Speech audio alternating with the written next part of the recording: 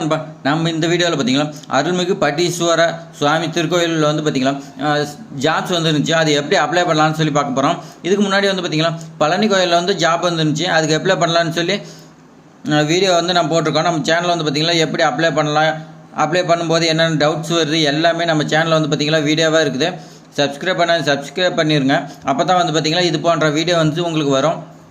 இப்போ வந்து பார்த்தீங்களா அப்ளிகேஷன் நான் டிஸ்கிரிப்ஷனில் கொடுக்குறேன். நீங்கள் வந்து பார்த்தீங்களா ஜெராக்ஸ் கடையில் போய் நீங்கள் பிரிண்ட் அவுட் எடுக்கிற கம்ப்யூட்டர் சென்டரில் போய் பிரிண்ட் அவுட் எடுத்துங்க. பிரிண்ட் அவுட் எடுத்துகிட்டு பார்த்தீங்களா அப்ளிகேஷனில் டாப் ரைட் சைடில் பார்த்தீங்கன்னா புகைப்படம்னு சொல்லி இருக்குது. அந்த புகைப்படத்தில் வந்து பார்த்தீங்கன்னா நீங்கள் உங்களுடைய ஃபோட்டோ ஒட்டிக்கணும். ஃபோட்டோ ஒட்டிட்டு வந்து பார்த்தீங்களா விண்ணப்பிக்கும் பணியிடத்திற்கான பெயர்னு சொல்லி கொடுத்துருக்காங்க. அந்த இடத்துல வந்து பார்த்தீங்களா நீங்கள் என்ன போஸ்ட்டுக்கு அப்ளை பண்ணுறீங்களோ அந்த போஸ்ட்டோட பேர் எழுதிக்குன்னு சொல்லியிருக்காங்க.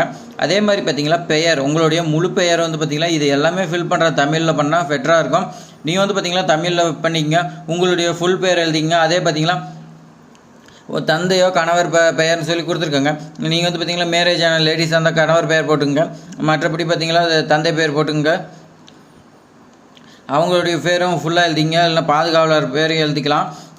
6 பேர் வேணுமே அந்த இடத்துல நீங்கள் வந்து பார்த்தீங்களா உங்களுக்கு 6 பேர் போடணுமோ அந்த இடத்துல நீங்கள் போட்டுக்கலாம். அதே மாதிரி பார்த்தீங்கன்னா நிலையான முகவரி சான்று இணைக்கப்பட வேண்டும். உங்களுடைய அட்ரஸ் வந்து இந்த இடத்துல எழுதிக்கணும் தமிழில். அந்த அட்ரஸ் எழுதுறீங்கன்னா அந்த அட்ரஸுக்கான சர்டிஃபிகேட் இருக்குன்னு சொல்லியிருக்காங்க. அதே மாதிரி பார்த்தீங்கன்னா 12 இலக்க ஆதார் அட்டை எண் குறிப்பிடணும்னு சொல்லியிருக்காங்க. நீங்கள் வந்து பார்த்தீங்களா இந்த கட்டத்தில் வந்து பார்த்தீங்கன்னா உங்களுடைய ஆதார் நம்பர் எழுதிக்கணும். ஆதார் நம்பரை எழுதுனதுக்கப்புறம் அந்த ஆதார் நம்பருக்கு வந்து பார்த்தீங்களா சான்று இணைக்கப்பட வேண்டும்னு சொல்லி கொடுத்துருக்காங்க. உங்களுடைய ஆதார் நம்பருக்கு வந்து பார்த்தீங்களா ஆதார் கார்டு ஜெராக்ஸ் எடுத்து அனுப்பலாம். அதே மாதிரி பார்த்தீங்களா பாலினம் ஆண் பெண் சொல்லி கொடுத்துருக்காங்க. நீங்கள் வந்து ஆணா பெண்ணாங்கிறத நீங்கள் வந்து மென்ஷன் பண்ணிக்கலாம்.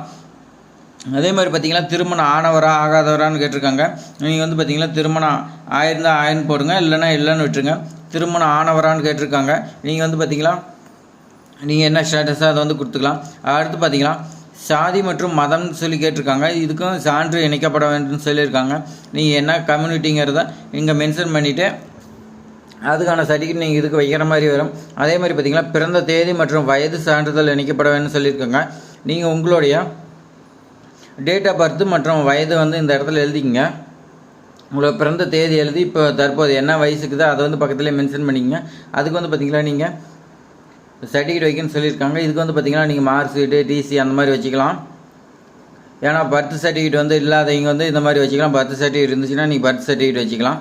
அப்படியே பார்த்தீங்கன்னா கல்வி தகுதி நீங்கள் வந்து இதுக்கும் சான்றிதழ் இணைக்கப்படணும்னு சொல்லியிருக்காங்க. நீங்கள் வந்து பார்த்தீங்கன்னா அதிகபட்சம் என்ன டிகிரி படிச்சிருந்தா டிகிரி, இல்லை பண்ணுறதுனா பண்ணுறது, அந்த மாதிரி வந்து பார்த்தீங்கன்னா எதை அதிகமாக படிச்சுக்கிறீங்களோ அதை மென்ஷன் பண்ணிங்க. அதுக்கான சர்டிஃபிகேட் எல்லாமே நம்ம வந்து கொடுக்கணும். அடுத்து வந்து பார்த்திங்கன்னா தொழில்நுட்ப தகுதி உள்ளிட்ட பிற தகுதிகள்னு சொல்லி கேட்டிருக்காங்க. நீங்கள் ஏதாவது தொழில்நுட்ப தகுதியை வந்து ஏதாவது படிச்சிருந்தீங்களா அந்த மாதிரி சர்டிஃபிகேட் நீங்கள் வந்து வச்சுருந்தீங்களா இதுக்கு இணைக்கப்படணும்னு சொல்லியிருக்காங்க. அதே மாதிரி பார்த்திங்கன்னா இதர தகுதிகள் ஏதேனும் இருப்பின் அதன் விவரம் சொல்லி கொடுத்துருக்காங்க. நீங்கள் ஏதாவது கம்ப்யூட்டர் கோர்ஸு இந்த மாதிரி ஏதாவது மாதிரி போயிருந்தீங்களா அதுக்கான சர்டிஃபிகேட் இருந்துச்சுன்னா இதுக்கு வந்து வைக்கப்படணும்னு சொல்லியிருக்காங்க. உங்கள்கிட்ட இருந்தால் இருக்குதுன்னு சொல்லி மென்ஷன் பண்ணி வைக்கலாம். இல்லைன்னா விட்டுருங்க. விண்ணப்பிக்கும் பணியின் முன் அனுபவம் இருப்பின் அதன் விவரம் சொல்லி கேட்டிருக்காங்க. நீங்கள் வந்து பார்த்தீங்களா இந்த கோயில் ஜாப்பில் வந்து பார்த்தீங்களா உங்களுக்கு எக்ஸ்பீரியன்ஸ் இருந்துச்சுன்னா அதோட எக்ஸ்பீரியன்ஸ் டீட்டெயில்ஸ் கொடுக்கலாம். இல்லைன்னு விட்டுருங்க. நீங்கள் கொடுத்துட்டீங்களா அதுக்கான சர்டிஃபிகேட் நீங்கள் வந்து கம்பல்சரியாக வைக்கணும். அடுத்து வந்து பார்த்தீங்களா உங்களுடைய தந்தையோ கணவரோ இந்த கோயிலில் வந்து பார்த்திங்கன்னா இந்து சமய அறநிலைத்துறையில் இந்த கோயிலோ வேறு கோயிலோ எது வேணும் இந்து சமய அறநிலைத்துறையில் வந்து வேலை செஞ்சுட்டு இருந்தாங்களா அவங்களுடைய பேர், பதவி, அவங்க என்ன வேலை செய்கிறாங்க பதவி, எப்போ வந்து அவங்க பணியில் சேர்ந்தாங்க அந்த நாள் குறிப்பிடணும். அதே மாதிரி பார்த்திங்கன்னா பணிபுரியும் எந்த கோயிலில் வந்து வேலை செய்கிறாங்கிறத நமக்கு வந்து கொடுக்கணும். பணிபுரிந்து வருவதற்கான சான்று அது வந்து பார்த்திங்களா அங்கே வந்து அவங்க தந்தையோ கணவரோ அவங்க வந்து வேலை செய்கிற இடத்த அங்கே வாங்கணும். அதே மாதிரி நன்னடத்தை சான்றிதழ் அவங்க வேலை செய்கிறாங்கன்னா அந்த இடத்துல வந்து பார்த்திங்களா நன்னடத்தை சான்றிதழ் வாங்கிக்கணும். இருந்துச்சுன்னா நீங்கள் வந்து பார்த்திங்களா உங்கள் அப்பாவோ கணவரோ வேலை செஞ்சாங்களோ கொடுக்கலாம். இல்லைன்னா விட்டுருங்க அந்த இடத்த.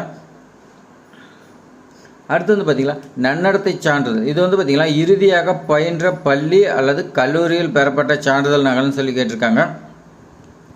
இப்போ வந்து பார்த்திங்கன்னா நீங்கள் வந்து ஃபைனலாக வந்து பார்த்திங்கன்னா டிகிரி தான் கம்ப்ளீட் பண்ணிக்கிட்டீங்கன்னா நீங்கள் டிகிரி கம்ப்ளீட் பண்ணும்போது நன்னடத்தை சான்றிதழ் கொடுத்துருப்பாங்க. அதை வச்சா போதும். நீங்கள் பள்ளியில் படிக்கும்போதும் கொடுத்துருப்பாங்க. அது வந்து எடுத்துக்க மாட்டாங்க. ஏன்னா வந்து பார்த்திங்கன்னா நீங்கள் ஃபைனலாக எது படிச்சுக்கிறீங்களோ அதை தான் கேட்டிருக்காங்க. இதில் வந்து பார்த்திங்கன்னா சான்று நகல் தான் கேட்டிருக்காங்க, ஒரிஜினல் கிடையாது. நல்லா புரிஞ்சுங்க. நிறையா பேர் ஒரிஜினலாக அப்படின்னு சொல்லி நிறையா டவுட்டு கேட்குறீங்க. இது வந்து பார்த்திங்கன்னா இதிலே மென்ஷன் பண்ணியிருக்காங்க நகல் தானே, நகல் வச்சா போதும். அடுத்து பார்த்திங்கன்னா அரசிதழ் பதிவு பெற்ற அதிகாரியிடம் கெஜெட் ஆஃபீஸர்கிட்ட வந்து பார்த்திங்கன்னா 1/11/2024 பின்னர் பெறப்பட்ட நன்னடத்தை சான்றிதழ் நகல் இணைக்கப்பட வேண்டும்னு சொல்லியிருக்காங்க. அது பார்த்திங்களா நீங்கள் வந்து பார்த்திங்களா அவங்களோட நன்னடத்தை சான்றிதழ் வந்து பார்த்திங்களா நீங்கள் வாங்கியிருந்தீங்களா, அதை ஜெராக்ஸ் எடுத்து அதோட நகல் தான் கேட்குறாங்க, ஒரிஜினல் கிடையாது. நீங்கள் வந்து பார்த்திங்களா ஒரிஜினல் அனுப்பிட்டீங்களா, நீங்கள் வந்து டாக்குமெண்ட் வெரிஃபிகேஷன் அப்போ மாட்டிக்குவீங்க. அப்போ ஒரிஜினல் வேணும், அதனால் வந்து பார்த்திங்களா ஒரிஜினல் எதையுமே அனுப்ப வேண்டாம். அதே மாதிரி பார்த்திங்களா குற்றவியல் நடவடிக்கை இருப்பேன் அதன் விவரம் சொல்லியிருக்காங்க. நீங்கள் வந்து பார்த்திங்களா உங்கள் மேலே எஃப்ஐஆர் பதிவு பண்ணிக்குதா, இல்லை ஏதாவது பெண்டிங் இருக்குதா, இல்லை உங்களுக்கு ஏதாவது தண்டனை கொடுத்துக்கிறாங்களான்னு சொல்லி கேட்டிருக்காங்க. இதில் என்னவோ அதை கொடுத்துங்க நீங்கள். அடுத்து பார்த்திங்கன்னா தொலைபேசி என்னன்னு சொல்லி கேட்டிருக்காங்க. உங்களுடைய ஃபோன் நம்பர் கொடுத்துக்கலாம், கைபேசி தொலைபேசி ரெண்டுலேயுமே உங்களுடைய மொபைல் நம்பர் கொடுத்துக்கலாம். அடுத்து பார்த்திங்கன்னா மின்னஞ்சல் முகவரின்னு சொல்லி கேட்டிருக்காங்க, உங்களுடைய மெயில் ஐடி கொடுத்துங்க. அதே மாதிரி பார்த்திங்கன்னா உறுதிமொழி சான்றிதழ் கேட்டிருக்காங்க. இந்த உறுதிமொழி சான்றிதழ் வந்து பார்த்திங்கன்னா நீங்கள் படித்து பார்த்து உங்களுடைய பேரும் உங்களுடைய தந்தை பேரும் எழுதி நீங்கள் வந்து பார்த்திங்கன்னா இந்த இடத்துல கீழே வந்து பார்த்திங்கன்னா விண்ணப்பதாரரின் கையொப்பன்னு சொல்லி கொடுத்துருக்காங்க. இந்த விண்ணப்பதாரரின் கையொப்பை வந்து பார்த்திங்கன்னா நீங்கள் உங்களுடைய சைன் பண்ணிங்க. லெஃப்ட் சைடில் பார்த்திங்கன்னா 4 இடம்னு சொல்லி போட்டிருக்காங்க. இது வந்து நீங்கள் வந்து பார்த்திங்கன்னா எழுதிங்க, என்ன நாளோ அந்த நாள் எழுதிங்க. இப்போ வந்து பார்த்திங்கன்னா எதில் அட்டஸ்டேட் வாங்கணுமோ அதெல்லாம் நான் சொல்லிடுறேன். எங்கள் புகைப்படம்னு சொல்லியிருக்குது, புகைப்படம் உங்களுடைய புகைப்படம் ஓட்டிங்க. அதே மாதிரி பார்த்திங்கன்னா கீழே சீல் வச்சு கெஜெட் ஆஃபீஸர் வந்து பார்த்திங்கன்னா உங்கள் ஃபோட்டோ மேலே சைன் பண்ணி கொடுப்பாரு, அது கண்டிப்பாக அட்டஸ்டேட் வாங்கி அனுப்பணும். அதே மாதிரி பார்த்திங்கன்னா நிலையான முகவரி நீங்கள் வந்து ஆதார் கார்டோ இல்லை உங்களுக்கு என்ன இருக்குதோ அது வந்து நீங்கள் கொடுக்கலாம். அதுலேயும் வந்து பார்த்திங்கன்னா சான்றிதழ் நீங்கள் வந்து அட்டஸ்டேட் வாங்கிக்கணும். அதே மாதிரி பார்த்திங்கன்னா சாதி சான்றிதழ் இணைக்குன்னு சொல்லியிருக்காங்க, ஆதார் கார்டு இணைக்குன்னு சொல்லியிருக்காங்க. இதுலேயும் வந்து அட்டஸ்டேட் நீங்கள் வாங்கிக்கிறோம். அதே மாதிரி பார்த்திங்கன்னா சான்று கல்வி தகுதி இதுக்கும் வந்து பார்த்திங்கன்னா நீங்கள் அட்டஸ்டேட் வாங்கி தான் அனுப்பணும். நீங்கள் 10th 12th டிகிரி எது கடைசியாக படிச்சிங்கன்னா அது வரைக்கும் இருக்கிற எல்லா சர்டிஃபிகேட்டுமே நீங்கள் வந்து பார்த்திங்கன்னா ஒன்ஸு ஜெராக்ஸ் எடுத்து ஜெராக்ஸில் அட்டஸ்டேட் வாங்கி நீங்கள் அனுப்பணும். நீங்கள் ஒரிஜினல் வச்சு அனுப்பிடாதீங்க. ஃபஸ்ட்டு நீங்கள் உங்களுடைய மார்க் ஷீட்டை வந்து ஜெராக்ஸ் எடுங்க, ஜெராக்ஸில் வந்து அட்டஸ்டேட் வாங்கி அதுக்கப்புறம் அனுப்புங்க. இது வந்து நிறையா பேர் மிஸ்டேக் பண்ணக்கூடியது. நிறையா பேர் நம்ம வீடியோ வந்து பார்த்திங்கன்னா நிறையா கமெண்ட் பண்ணுறீங்க. இந்த டவுட் வந்து நிறையா பேருக்கு இருக்குது, கேர்ஃபுல்லாக பண்ணுங்கள். தொழில்நுட்ப சான்றிதழ் இதர சான்றிதழ்னு ஏதாவது இருந்துச்சிங்கன்னா உங்களுக்கு குவாலிஃபிகேஷன் இருந்துச்சுன்னா அதுக்கும் வந்து பார்த்திங்கன்னா நீங்கள் அட்டஸ்டேட் வாங்கி அனுப்பணும். விண்ணப்பிக்கும் பணி நீங்கள் வந்து பார்த்திங்கன்னா ஏதாவது எக்ஸ்பீரியன்ஸ் இருந்துச்சுன்னா அதுக்கும் வந்து எல்லாத்துக்குமே வந்து பார்த்திங்கன்னா கேட்குற எல்லா சர்டிஃபிகேட்டுமே வந்து பார்த்திங்கன்னா அட்டஸ்டேட் வாங்கி அனுப்பணும்னு சொல்லியிருக்காங்க. அடுத்து பார்த்திங்கன்னா நன்னடத்தை சான்றிதழ் இறுதியாக பயின்ற பள்ளி இது வந்து பார்த்திங்கன்னா பெறப்பட்ட சான்றிதழ் நகல்னு கேட்டிருக்காங்க. இதுக்கு வந்து பார்த்திங்கன்னா நீங்கள் ஜெராக்ஸ் எடுத்து அனுப்பலாம். அரசு இதால் பதிவு பெற்ற அதிகாரி இதில் வந்து பார்த்திங்கன்னா அட்டஸ்டேட் வாங்கி அதை ஜெராக்ஸ் எடுத்து கொடுக்கணும்னு சொல்லியிருக்காங்க.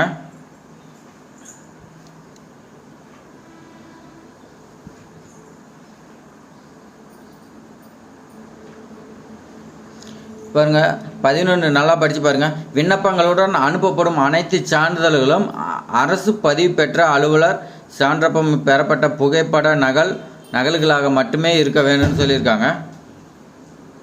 அசல் சான்றிதழ்னா அனுப்பக்கூடாதுன்னு சொல்லியிருக்காங்க. பார்த்துங்க, நல்லா நோட் பண்ணிங்க. நீங்கள் எந்த ஒரிஜினலுமே அனுப்பக்கூடாது, எல்லாமே ஜெராக்ஸ் தான் எடுத்து அனுப்புன்னு சொல்லியிருக்காங்க. மறக்காமல் இதை வந்து பார்த்திங்கன்னா நோட் பண்ணி நீங்கள் வந்து எல்லாத்துக்குமே வந்து பார்த்திங்கன்னா ஜெராக்ஸ் அனுப்புங்க, ஒரிஜினல் எதுக்குமே அனுப்ப வேண்டாம். நீங்கள் இந்த சர்டிஃபிகேட்டு எல்லாமே நீங்கள் வந்து பார்த்திங்கன்னா எடுத்துகிட்டு நீங்கள் A4 ஷீட்டில் வந்து பார்த்திங்கன்னா ஒரு A4 ஷீட் கவர் வாங்கிங்க. கவர் வாங்கிட்டு பார்த்திங்கன்னா நீங்கள் வந்து பார்த்திங்கன்னா லெஃப்ட் சைடில் உங்களுடைய அட்ரஸும் ரைட் சைடில் போகக்கூடிய கோயிலோடைய அட்ரஸும் நீங்கள் எழுதிக்கலாம். எழுதிட்டு வந்து பார்த்திங்கன்னா உள்ளே நீங்கள் வந்து பார்த்திங்கன்னா இந்த சர்டிஃபிகேட் எல்லாமே ஜெராக்ஸ் வச்சுட்டு நீங்கள் A4 ஷீட் மடித்து போடுற அளவுக்கு வந்து பார்த்திங்கன்னா ஒரு கவர் ஒன்று சின்னதாக வாங்கிங்க. அதில் வந்து பார்த்திங்கன்னா ஸ்டாம்பு ஓட்டணும். ஸ்டாம்பு நீங்கள் ஒட்டி போட்டிங்களா அதில் வந்து பார்த்திங்கன்னா